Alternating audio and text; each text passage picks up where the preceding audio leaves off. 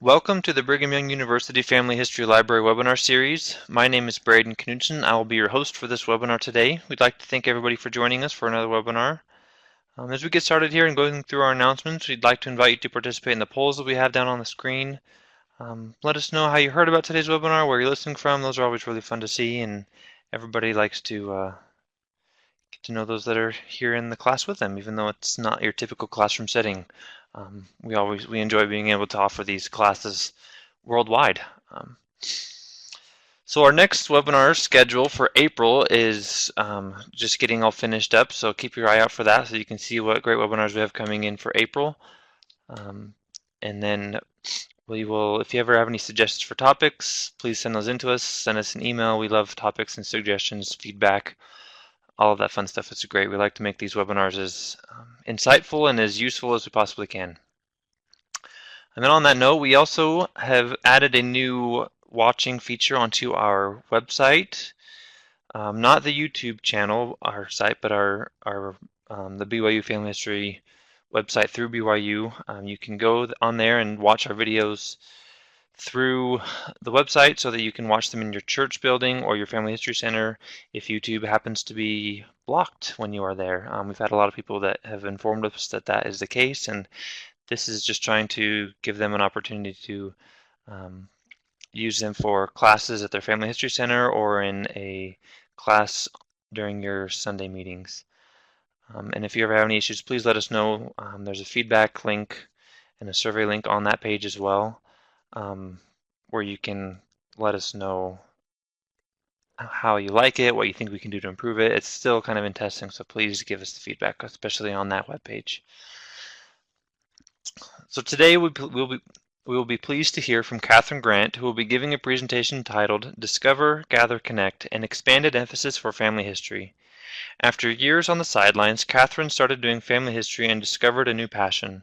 Her specialty is mentoring new family historians and helping them find success, and maybe even avoid some of the mistakes she's made. Kathryn teaches Sunday classes at the BYU Family History Library. She also presents at Riverton Saturday seminars and other family history events. Her column on family history ran in the Nauvoo Times for about a year and is still available online. Kathryn works for the LDS Church as a technical writer with a focus on usability and process improvement. Besides family history, she loves uplifting music, thought-provoking books, and homemade guacamole. And as we turn the time over to Kathryn, and as she gets everything set up here, we'd like to remind you that we do have a questions and comments box each on the right-hand side of the screen. If you have any questions, please submit those, and we'll make sure they all get answered by the end of the presentation. And Kathryn, whenever you're ready, feel free to take it away. That sounds great. Braden, thank you so much. And everybody, thanks for joining us today. It's so good to have you with us. And we have got such an exciting topic today. We'll be talking about a change that was recently announced by the LDS Church, a change to its emphasis on family history. And that, of course, is Discover, Gather, Connect. And I wanted to give a little disclaimer at the beginning of this webinar.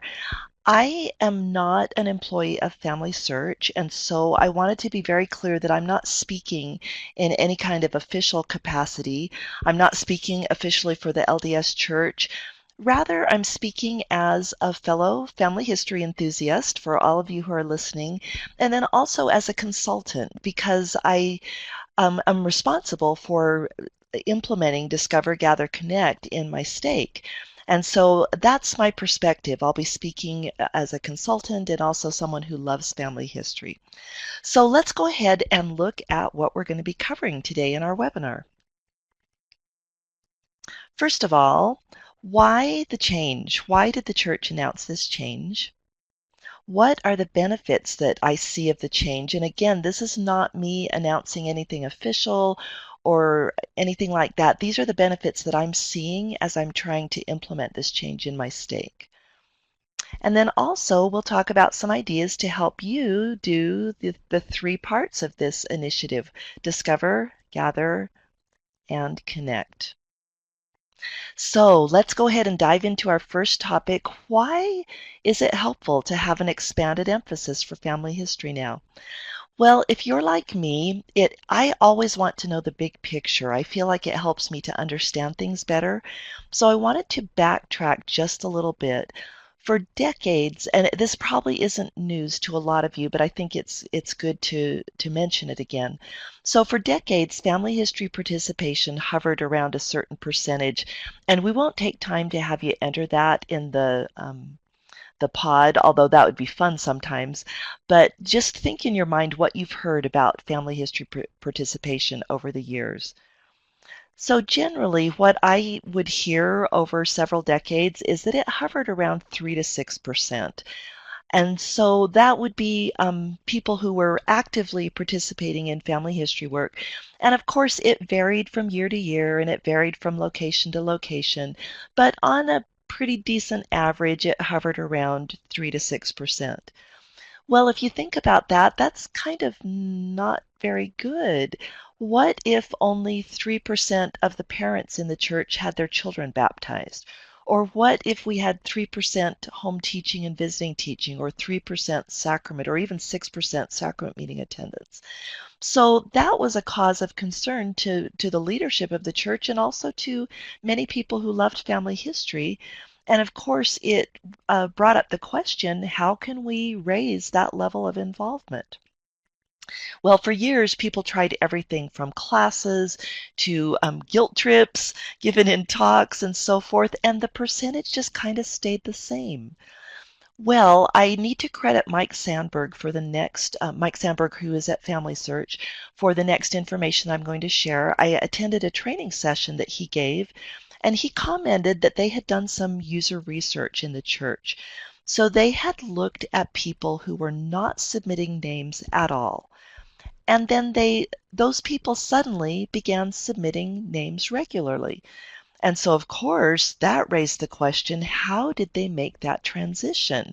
Because if some people were doing it in the church, maybe there was something there that we could duplicate so that more members would go from not submitting any names to submitting names regularly. Well, they found a couple of interesting things in this research. One was that when people made that transition, one of the key reasons they made a transition is that they had a helper, some kind of mentor who would help them get started. And as a consultant, I can confirm how valuable that is because usually when I'm helping people get started, and they explain why they haven't been doing family history, it's never because they don't have a testimony or they aren't motivated or anything like that.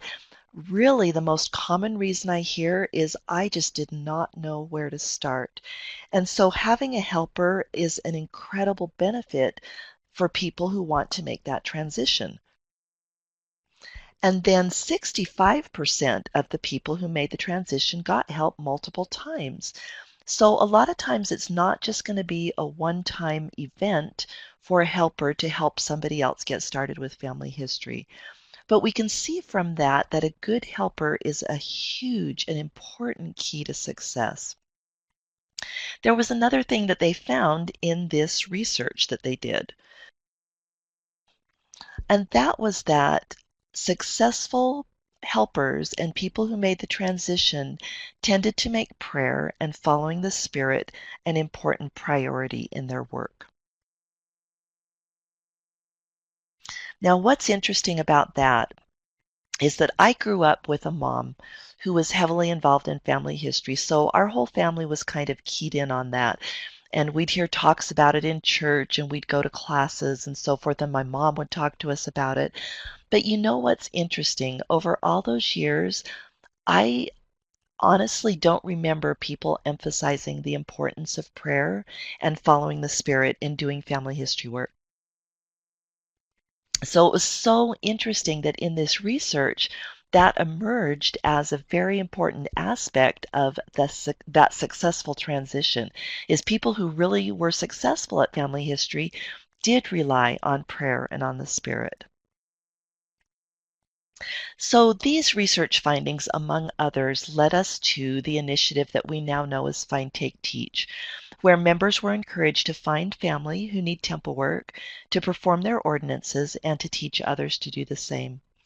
And in my own stake over the last couple of years, we implemented this program with a great deal of success. I was just thrilled with the way that this program turned hearts and helped people become truly engaged in doing their family history. And it went back to that those research results. I truly believe that the success was largely due to the emphasis on following the spirit and also the emphasis on having a good helper, a helper who prepares ahead of time by the Spirit a lesson to help somebody else become engaged in family history, and then provided that one on one Spirit led family history experience for the person in their ward or stake or their family or whoever it might be. So I loved Find Take Teach and saw firsthand that it was very successful. But to be honest with you, there were some areas for improvement. And I don't want to be taken as being critical here at all, because everything's a matter of growth, right? And also in any undertaking, there's going to be issues, there's going to be areas for improvement. So these are a few of the things that I saw as areas for improvement when I implemented Find, Take, Teach in my state, and that could possibly be reasons that we need a new approach, at least from my perspective. Again, this is nothing official. This is just from my perspective. So I saw that Find, Take, Teach was prone to some pretty serious misunderstandings for people who hadn't maybe been thoroughly trained on it or had heard it word of mouth or so forth. There were kind of three major misunderstandings that I kept seeing on a regular basis. One was that people assumed that when the church said find a name, they just meant go to family tree, and that it was somehow this magically verified name pool that people could just go and find names by green temple hunting. And so many people in my area, and talking to other consultants, I've heard the same thing. So many people were just under the misunderstanding that all they had to do was go to Family Tree and click a few green temples with no verification because they thought the church had already done it. And then, in addition to that, we saw a huge proliferation in the misuse of name finding apps. And I'm not going to mention any names on that because, again, I'm not out to criticize anybody, but we had multiple people thinking that, oh, well, if I can manually click names and find a few names in an hour, wouldn't it be so much better if I can run an app that crawls my tree and finds hundreds or even thousands of names? And so then with these misunderstandings, we had people with the best of intentions submitting hundreds and even thousands of unverified and invalid names to the temple system for other people to do. So, and another trouble with that was that these misunderstandings spread rapidly by word of mouth. So somebody would say to their friend, "Oh my goodness, I just reserved 8,000 names last night. You should run this certain app and you'll be able to do the same thing."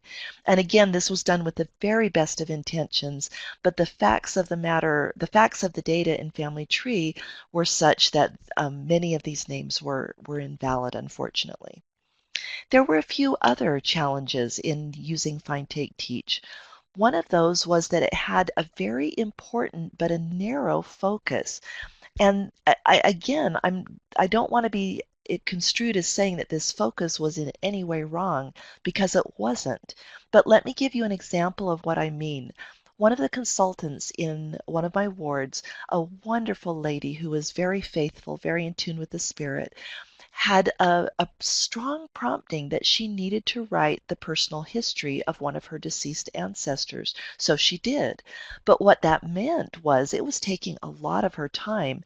And so she apologized to me. She said, "I'm so sorry that I haven't been doing Find, Take, Teach, but I've been so tied up in this other family history that I've felt prompted to write." And so people were feeling unnecessarily guilty if they weren't doing, quote, the official program. And so there was no reason for this dear sister to feel guilty because she was following the promptings of the Spirit, but because she thought she wasn't doing what she was supposed to do, then she had this unnecessary guilt. So another thing is that Find, Take, Teach didn't really account for different abilities and interests. In an online forum, a user there, a family history forum, one of the users recounted a story how a woman came to, I believe it was his wife, and said, "Oh, my leaders are just hounding me. They won't leave me alone. They want me to just find names to take to the temple." And at that point in her life, that wasn't her thing. She wasn't interested in doing it.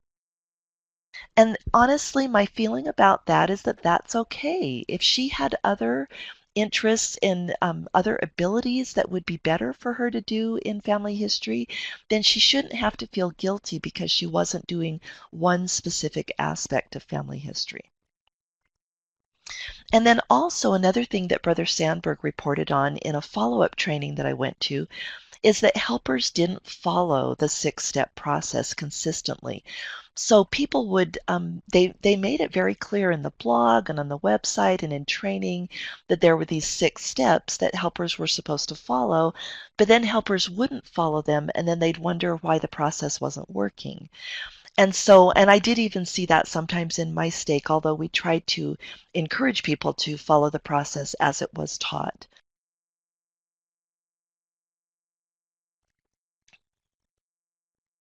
So as I'm observing this change to a new emphasis in family history, what I'm seeing is that Discover, Gather, Connect takes the best of Find, Take, Teach. It makes some improvements, and it's moving us to the next level.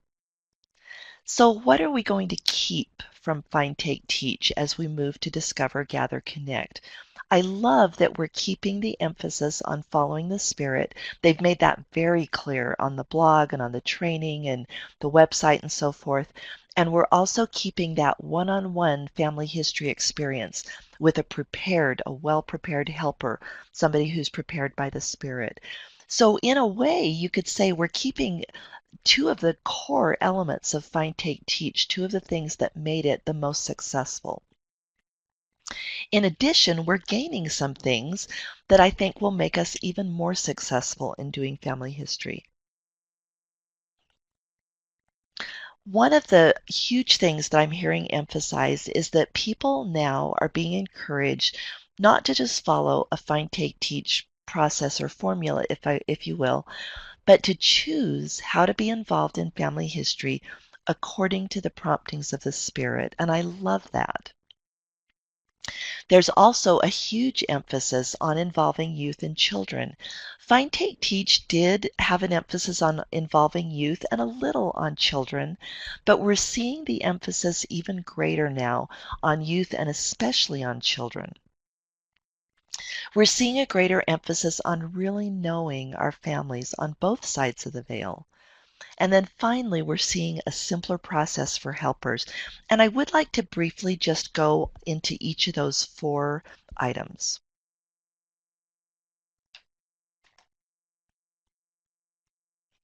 So how do we choose how to be involved in family history, especially when we're given the responsibility to do it, to listen to the Spirit and find out how to be involved?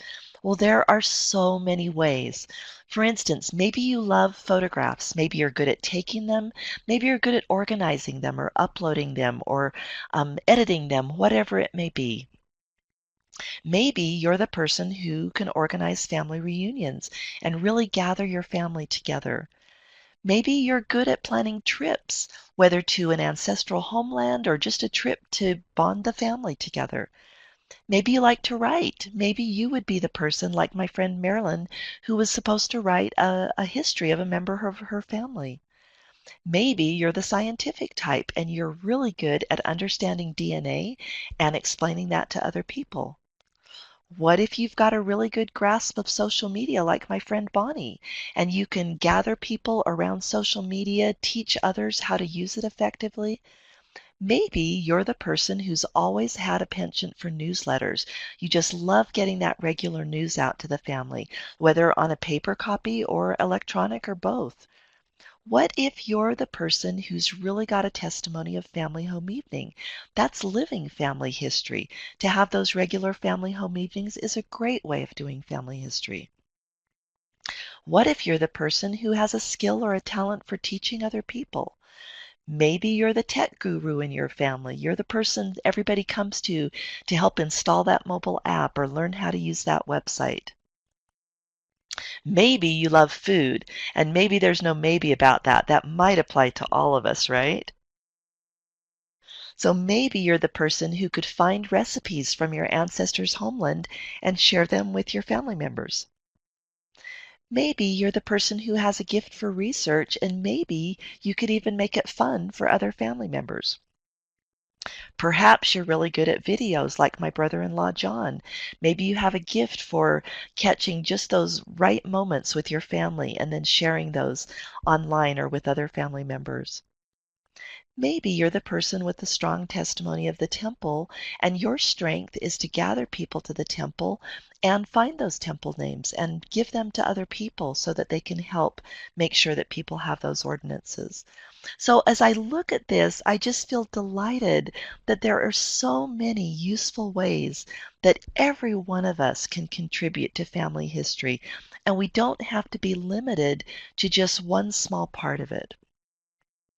I love this quote by Elder Oaks from many years ago, actually, 1989, where he had an article in the Ensign about doing family history, and I wish that everybody in the church could read this quote. Our effort is not to compel everyone to do everything, but to encourage everyone to do something. So, my challenge to you who are listening would be prayerfully discover that special contribution. Sorry, that special contribution that you are supposed to make. And I've talked to enough people who have had the Spirit guide them to the special contribution that they are supposed to make that I can testify that if you do prayerfully approach the Lord and ask how you should be doing family history, He'll guide you, He'll prompt you through the Spirit, and you'll know what your particular special contribution is supposed to be. And also encourage other people to do the same thing. If you talk to someone who's discouraged because they just aren't into research, or they're just not into gathering photos and stories, or whatever it may be, encourage them to find what is right for them, what fits their talents and abilities, and what the Lord really wants them to do. Youth and children. For a couple of years now, everybody has been raving about youth and children being tech savvy, and generally they are. Anyone who's a grandparent knows that they can go to the grandkids, even sometimes as young as, 3 years old, and have them teach you how to use the iPad or how to use a website or whatever.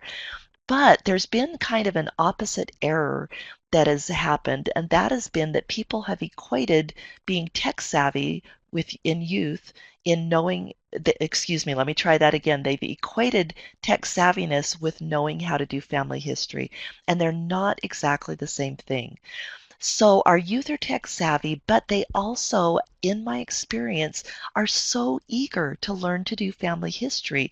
So we don't just toss them on a website or in a mobile app and say, go for it, but instead we give them enough help so that they know what they're doing and love what they're doing. I'll give an example of this. I was doing, well, I can't tell it Find Take Teach anymore. I was doing a discovery experience with a family in my stake. There was a teenage son and a member of the family, and I showed the whole family how to find people who were missing from family tree. And the son, he's about 14 or 15, was actually driving. He was at the computer, I mean, driving the computer, right? So he was the one who was doing everything. The whole family sat around and we talked through everything together, but he was actually doing the work on the computer. So at the end, he said something very interesting to me. He had been taught before by some well-meaning people to do green temple hunting, and he had. And then the night when I did the discovery experience with them, I of course had taught them how to find people in historical records. And this young teenager made this very interesting comment. He said, I've looked for green temples before, and you know what? I did it because I was supposed to, but I didn't really understand what I was doing. And honestly, it wasn't really that great of an experience. But he said, tonight what we did, that was really cool. So he felt something and he was completely up to the task of learning how to find people in historical records. Sometimes I don't think we give our teenagers enough credit when we think, oh, I've heard people say you can't get a teenager to research. My experience proves that wrong. Now, it's not for every teenager, but other teenagers will do great at videos or stories or whatever, photos. But there are teenagers who will do a fantastic job, and I think we shortchange them when we just assume that they're not able or willing to do it. So I'm loving that this new approach focuses on temple prep for primary children. So that's a great way to get them involved. And I just talked about my friend who in my stake who loves now doing research, my teenage friend. But also, let me share with you a quick experience of my friend Julie. Her 10-year-old son, primary age, right? He saw his older siblings going to the temple and he said, Mom, I want to help. I want to be doing this. And so she said, well, come on over to the computer and help me. So she showed him how to find some information, how to find some birth information, and then how to add somebody to the family tree. This 10-year-old, with the guidance of his mother, could find information and add it to family tree. And Julie said you should have seen the look on his face. He was grinning ear to ear and was so thrilled. So, especially our youth are just amazing today, including our children, and we can challenge them. We can work with them to do this sacred work. So parents can mentor their children. They can even help them with indexing. So I'll tell you another funny story because I love stories. My niece, Nicole, she'd put her son Tristan to bed one night. And of course, you can guess what happened. Tristan popped out of bed. Mom, but this time he wasn't asking for a drink. Instead, he saw what she was doing on the computer and said, Mom, can I help? Well, my niece was indexing at the time. And so, of course, what parent is going to say to their child, no, I don't want you to do family history? Instead, she saw this as a golden opportunity. And so she said, sure, sweetie, come on over. And they sat together at the computer and she helped him index. So he loved it. And what may have started out as something to get out of staying in bed, which I suspect it probably was at first, it turned into a special time. They've kept indexing. So not only has Tristan learned to index, and she's made it simple. She hasn't given, 17th century handwriting, but she's chosen the simple projects and they continue to do this together because it's a mother-son bonding time and he's learning to love family history.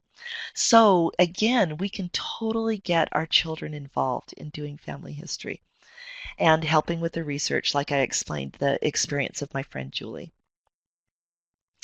So I'm seeing also in Discover, Gather, Connect an emphasis on really, really knowing our families. Who was my ancestor as a person, not just as a name in that census record, or not just in that very brief life sketch, but I really want to know more about him. What was important to him? What were her challenges and struggles? What was life like for my ancestor? Discovering these things can be so compelling and really helps turn our hearts and also gives us strength to face the challenges that we're facing in our own lives. What else do we gain? Well, finally, we're gaining a simpler process for helpers. And I love this. We've gone from 6 steps to 4. And in addition to that, the steps are more, how can I say this? They will be able to be used by helpers in broader contexts, and the emphasis is not more on following the Spirit, I guess, because it really was on following the Spirit in Find, Take, Teach. But I guess I just love that this will make it easier for us to meet the needs, make it easier for helpers to meet the needs of the people they're helping. So here are the steps. Pray to be led by the Spirit. Prepare a personalized lesson. So you see, that's not different. Minister one-on-one. So this part is a little different, and it puts more responsibility on the helper to really understand the needs of the person they're helping so they can truly minister to them. And then finally, I love this too. The fourth step is to invite the person to act. So we're not just talking at the person or even walking them through things without an assignment to do something on their own. And in Find, Take, Teach, the invite to act was mainly just asking for referrals. Those of you who did Find, Take, Teach might remember that. That at the end of the process, you said, who else would like to do Find, Take, Teach? And that person hopefully was going to give you some referrals. But now instead, the acting could be getting referrals, but it could also be, this week find another name to add to Family Tree and text me if you're having problems. And we can, talk or do whatever to help you have a successful experience. But we want to be inviting people to actually make family history, make doing family history part of their everyday lives. So as I look at this new approach, Discover, Gather, Connect, I see that it's no longer so linear as Find, Take, Teach was. So it's not such a discrete process. Instead, it's a process where there's a lot of overlap, where there's a lot of iteration. In short, it's a lot more like life. Life can be messy sometimes. It isn't cut and dried and neat. It doesn't fall into neat little categories. But instead, in terms of Discover, Gather, Connect, you could do all three at the same time, or you might be discovering and gathering at the same time, or connecting and gathering at the same time. So I see this approach as much more reflective of life, of the way it is. And I think because of that, we're going to have a better time helping people integrate this experience into their lives. So for the last part of the webinar, I just wanted to go through some ideas in each of these three areas. So first of all, some ideas for discovery. And this just it's the tip of the iceberg. I'm only going to mention a few areas, but there are so many more. And you can Google to find them out. You could pray to find them out. You could talk with other consultants, other people in your wards and stakes, your family. So there's lots of ways to find other ideas, but here are a few just for starters. So keep in mind, just as a little backdrop, that when we're discovering, what we're trying to discover is things that will help us know our ancestor. So we want to discover, who was my ancestor as a person and what was life like for my ancestor? Well, here is a really cool website called All the Stories. This website uses Family Tree to find stories on ancestors that are connected to you. So you just log in and it immediately, well, maybe not immediately, sometimes you have to synchronize. You see the little synchronize button up here, but it will, and it tells you if it hasn't been synchronized for a while. But then it combs through your tree and it finds all the stories and it lists them over here on the left-hand side in a panel. And then you can click the story and you can go to that story. So what I love too is that it will give you the time of the story. So if you've only got a minute, hey, choose one of these short stories. There's a 0 one. I looked at that one. It's only a paragraph. 3 minutes, a little longer. If you've got more time, maybe you want the 6-minute story. So anyway, you can look at these stories and just maybe you're preparing a family home evening lesson and you wanted some inspirational story about an ancestor. Well, this would be a great way to find it. Google Earth is a wonderful way to get to know your ancestors because it can take you to where they lived. Not all of us are independently wealthy. I know I'm certainly not. And we maybe can't afford that $3,000 trip to England or Finland or wherever. But you know what? Google Earth is free. We can get online, and in some cases, if the place where your ancestor lived has not changed a lot, what you see on Google Earth is going to be very, very similar to what your ancestors would have seen. Now, of course, in, big modern cities, that's not so much the case, but there are a lot of places where our ancestors lived that honestly have not changed that much over the years. So you can get on Google Earth and just do some exploring that way and get more of a feeling for the places where your ancestors lived. Relative Finder is another fun one. In fact, I had had to laugh I was doing some ward training for some consultants, and I showed them Relative Finder, and without me even saying anything, of course, everybody got on it right away. And one guy held up his smartphone and he said, "Hey, I'm related to you," pointing to another guy in the room. "I guess I'm going to have to be nicer to you now." So we all laughed, but there's some truth in that. When we realize how closely related we are to so many of the people around us and that we didn't realize, it helps us realize that we are really all part of one family, all part of Heavenly Father's family. And I think it does soften our hearts towards other people. It helps us realize, gosh, this is really my cousin, my heavenly brother or sister. This is somebody that I need to and can love. So Relative Finder, there you can set up groups on Relative Finder that you can invite your stake members to. Then you can tell how you guys are all related to each other. And it even has some fun stuff that you can show how you're related to famous people or prophets, prophets' wives, that kind of thing. So get on Relative Finder and have some fun with that. And if you're a consultant, you may want to invite people in your stewardship to join in that.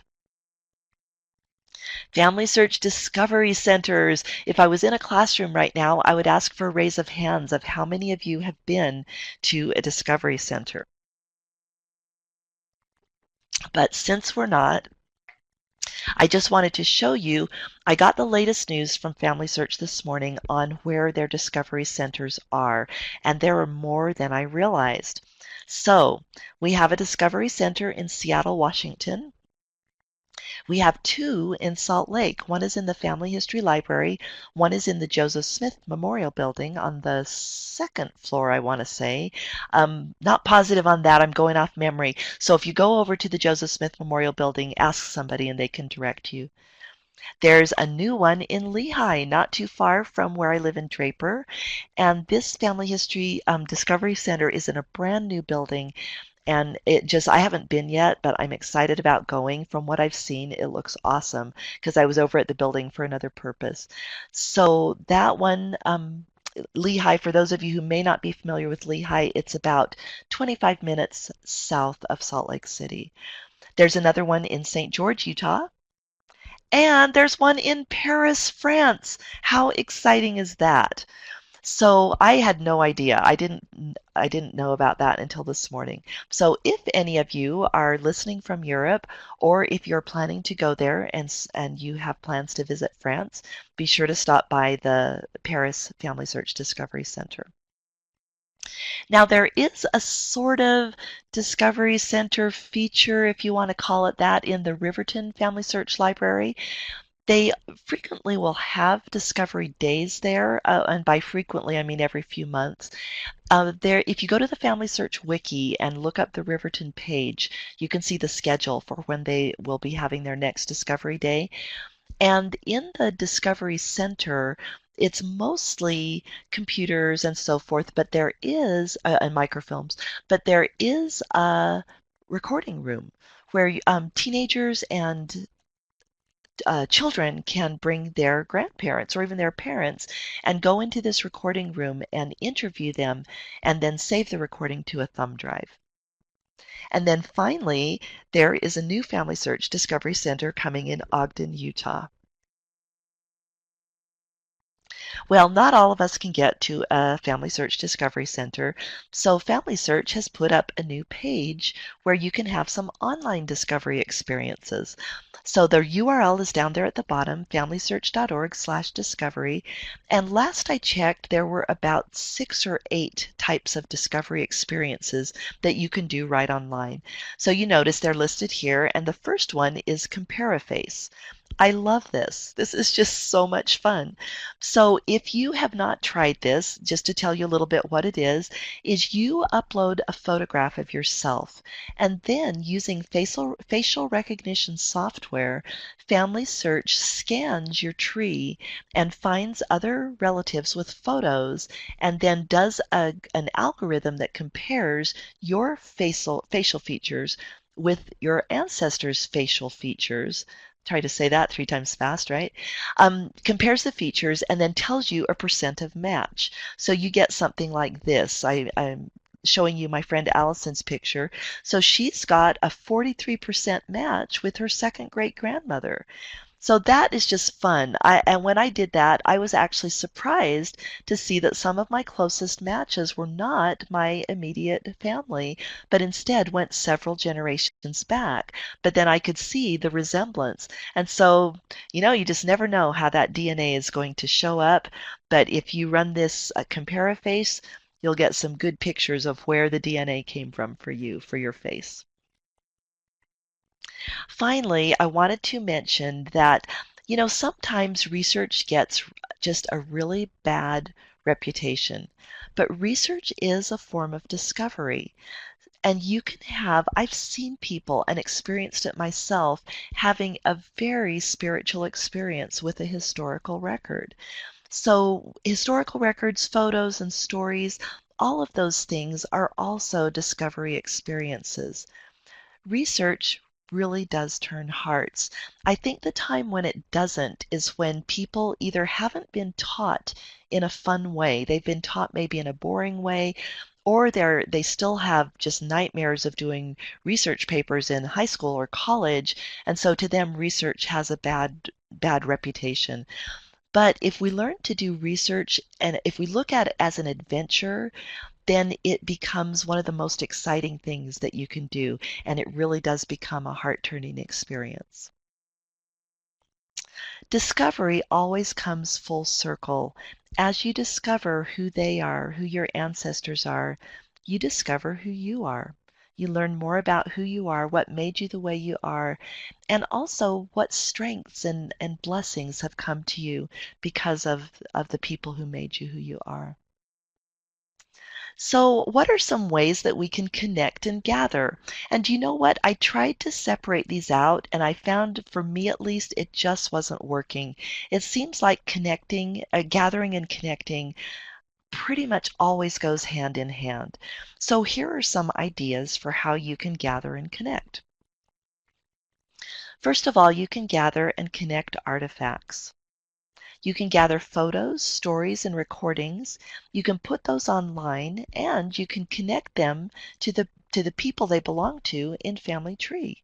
So if you find a photo, say it's a paper photo, you can scan it or take a picture with your smartphone, put it online, and then connect it to the person that it's a picture of. And then that way, everybody who comes to that person in Family Tree can enjoy that photo that you had. Also, you can gather mementos. And I have to admit, I didn't really think a lot about this until I heard a presentation by Mike Sandberg where he talked about having some glasses of an ancestor and also a child's coat that was passed from generation to generation. Those mementos can be something very powerful for a family. They're tangible evidence of generations that have gone before. So if you have mementos like that, put them in a safe place, but then also be sure that you write down someplace what they are and why they're important. So for instance, my mom collected a lot of things from Europe because we lived over there. My dad was assigned on work over there. So for the mementos that she brought back, she's passing those down obviously to her children, and we want to be sure that we remember and that we document where those came from and why they were significant. Because my mom would usually buy something with a special meaning, if we were visiting a certain place or whatever it might be. And so we don't want to lose that because if all we do is hand down the artifact, there will come a point where the person who gets it will not have any idea what it's about and they'll lose that connection. All they might know is, well, my dad gave this to me, and they don't really know where it came from or why it was meaningful. So be sure to capture that information. We can also gather and connect our deceased family. We can gather information from historical records, kind of what we might think of as traditional genealogy, but it's still very important. We can gather those names for the temple. But then also something that came to my mind as I was preparing this presentation, and I just felt like it needed to be included is that we want to focus on gathering whole families, especially missing children.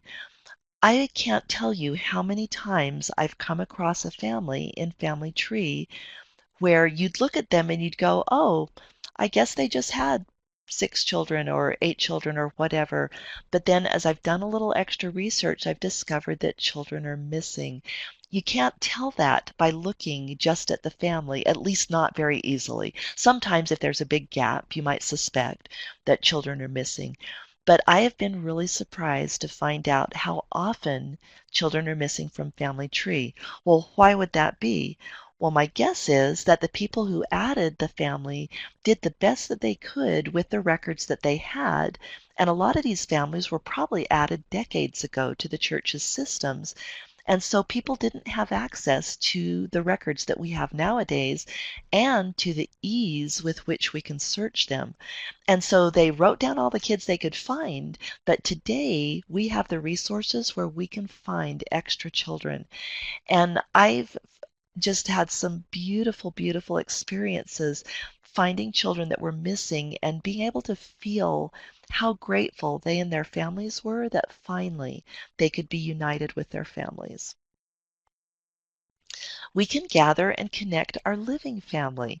And sometimes we don't think of family history in terms of our living family, but we're creating family history with our living family. So, did you ever stop to think that family home evening is a way to create family history? And I don't mean having a family home evening on family history, I mean just having family home evening, because that is our family's history. Family reunions are a way of gathering and connecting your living family. Have you ever thought about celebrating an ancestor's birthday? You can, on their birthday, gather the family together and connect with each other and connect with that ancestor. Learn more about their lives. Eat the food they might have eaten. Make a birthday cake and sing happy birthday to them. Do something to celebrate that ancestor's lives and that ancestor's life and feel closer to them. Take a trip. Going on a trip is a wonderful way to connect with your family. And I wanted to mention something that I thought was very powerful. I was reading in a book called The Message by Lance Richardson, and he talked about one time how he took his family on a service vacation. That was the sole purpose of the vacation, was to offer service. So they loaded some jacks in the car and made some certificates that said something like, and I'm just paraphrasing here because I'm going off memory, but it was something like, everybody needs to know that they're valued. Hope you have a nice day. And they looked for people on the road who were having trouble. They picked up trash at the beach. So they did whatever they felt guided to do to serve other people. And oh my gosh, this just I think this is the most amazing thing. They said afterwards that that had bonded their family together like nothing else. And they also had brought a lot of joy to people as they did their vacation. People, the like the woman who had the flat tire, they helped get her on the road again. Or they were picking up trash on a beach one day and somebody said, "What are you doing?" And they said, "We're on vacation. We're on a service vacation picking up trash." Well, the people said, "Gosh, can we help?" And so soon they had a whole crowd with them helping to pick up trash. So they were setting a good example for other people, but also creating these wonderful family memories. So this was a super way of gathering and connecting their living family. And then also, it can be a deeply moving experience to visit an ancestor's location in person if you can. I felt the spirit really strongly in a cemetery, visiting an ancestor's gravesite. So you can go to any place that your family can reach for an ancestor's location and make that a truly connecting experience for your living family, and it helps them connect to that person as well. And then this is something that we love to do in my family is to gather at the temple as a family to seal families. And so we'll get my siblings together and my parents and go to the temple and do family names that we've found. And there's just something so special about that when you can have your living family together in the temple to do ordinances for your deceased family. I love this statement of President Nelson's. He said, while temple and family history work has the power to bless those beyond the veil, it has an equal power to bless the living. And I felt those blessings in my life and add my testimony that that is truly the case. These words are true. That as we do family history, not only will we connect to our ancestors on the other side, but we will also connect our living family. I'm sorry. Oh my goodness. Okay, we will also connect our living family to each other and help them connect to their loved ones. This is powerful stuff. We are facing so many challenges and trials in these latter days, and the world is just growing darker all the time. Family history and temple work will be a protection to our children, to our family members, to our loved ones, our ward members. It protects against dangers such as drugs and pornography. It protects against temptation. It helps us learn to feel the Spirit. Discover, gather, connect is going to be a huge thing in saving our Heavenly Father's family. I just feel certain of that. So, in summary, these are the things that we've talked about. We did a brief review of past family history efforts and talked about how for many years family history involvement was kind of stayed at a 3 to 6% level, and clearly that needed to change. So we talked about how Find, Take, Teach helped the change along, but now we've got a greater change with Discover, Gather, Connect. And we talked about why this is going to be so valuable. We talked about the benefits, and then we also shared some ideas to help you discover, gather, and connect. So that concludes our webinar for today, and thank you everybody so much for coming. I just feel so strongly about the value and the power of Discover, Gather, Connect, and I hope that you'll have a chance now to spread the word about this great program with other people. So, Braden, do we have any At the moment, there questions that we haven't been need any to questions address? submitted, so thank you very much, Kathryn. It's been a wonderful webinar, and I definitely enjoyed it. And if there are any questions before we end here, please feel free to type those into the questions pod. And we'll make sure we get those answered by the end of the presentation. Do you have anything else, Kathryn? That's it for me, Braden. Thank you so much. You know what, someone just reminded me that there might be some questions in the comments, so let's look through here real fast. Okay. So one through here says, she says, will this only find stories that are posted in the memories section on Family Tree?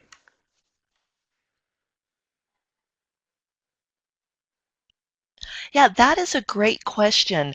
I actually do not know the answer to that. That'd be interesting to know. I'll tell you what, I will find out and then I will post the answer on the YouTube page where this video will be posted. Because as some of you are probably aware, you can tag a memory to somebody so it shows up tagged to that person, or you can just put it in your gallery. You know what? Now that I talk through that, I'm guessing that it doesn't look in your gallery because it looks like your ancestors. So I'm guessing that it only finds stories that are tagged to your ancestors. But again, I'm not positive. So I will do some research on that and find it out and post it to the YouTube page where this webinar is going All to be right, and posted. another one Thanks just for the came in. question. It's, is there a way to have some of these experiences with people who don't have a lot of info already on Family Tree?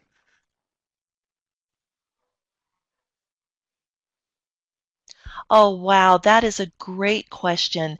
And my answer to that would be that these experiences are, you can have them in any case. You can have them on a full tree or a partial tree or an empty tree. The difference would be on a full tree, you'll already have a lot of names there, so you can actually use those names as a jumping off point to have these discovery experiences and find more information. Maybe find some new photos, look at where they're from, and check Google Earth for Finland or what, if they were from Finland, that type of thing. But if the person doesn't have many people in their tree, then the discovery experience would be in finding those people. And so I always like to rely on the adage of using what you know to discover what you don't know.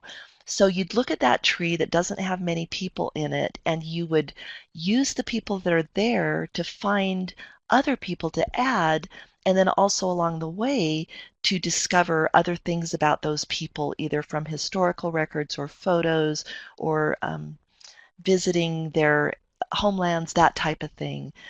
Does that I does that think help she answer sent a that follow-up question? in saying that she was specifically talking about the compare face or all the stories.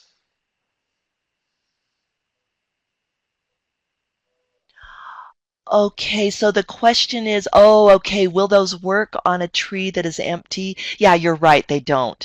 We actually ran Comparaface on an empty tree, and if there's no photographs there to find, then it's not going to find any. Yeah, so good point. I apologize that I misunderstood the question. But yeah, if you're using an application that is specifically searching for things in Family Tree, then when the tree is empty, then it's not going to find those things. In other words, all the stories, that's a really good question because you might wonder, well, is all the stories going to search the internet for stories? But it doesn't. It only searches Family Tree. And same thing with Comparaface. It only searches Family Tree. So if the photos and stories aren't there, then they will not show up in those apps. Great All question. right, well, I believe that is everything up to this point. As always, if there's still any more questions, please feel free to um, turn those in. Oh, here comes another one. That's great. So it says, do you know of resources for a children's or youth day camp that we could do at our Family History Center? Oh my goodness. Yes, there was a blog article, and if you will send in, I can't see the screen right now, but if you could give Braden your email address, then I will email you the link to the blog that talks about a group. Oh shoot, I don't remember if it was like Texas or California or someplace, but they ran a very successful youth camp and they gave information on how they did that. So yeah, I'd be very happy to send that link to you. And anybody else who wants it, please let us know and I'll be very happy to send that link. In fact, you know what, Braden, now that I think of that, I'll post that link also on the YouTube page. But if you do want to email me, Yeah, and please, you're also just a reminder very on the welcome to screen do here that. is Kathryn's email address, so you can email her directly asking for um, that stuff as well. Oh my gosh, I'm laughing at myself. I totally forgot that. Yes, my email address is on the screen, so All please do right, well, feel free thank you to everybody email for me. joining us today. We hope that this has been a valuable presentation for you, and if you have any feedback for us about this presentation or our webinar series in general, please submit some feedback for us. We always love to hear from you. Tell us what we can do to change things, um, and really, we really just appreciate um, different ways and suggestions to how to make things better, because that's really what they're for, is to help everybody in their research and their pursuit of family history. So it's always appreciated to get feedback. Um, all right, well, thank you very much for joining us today, and we hope to see you next time.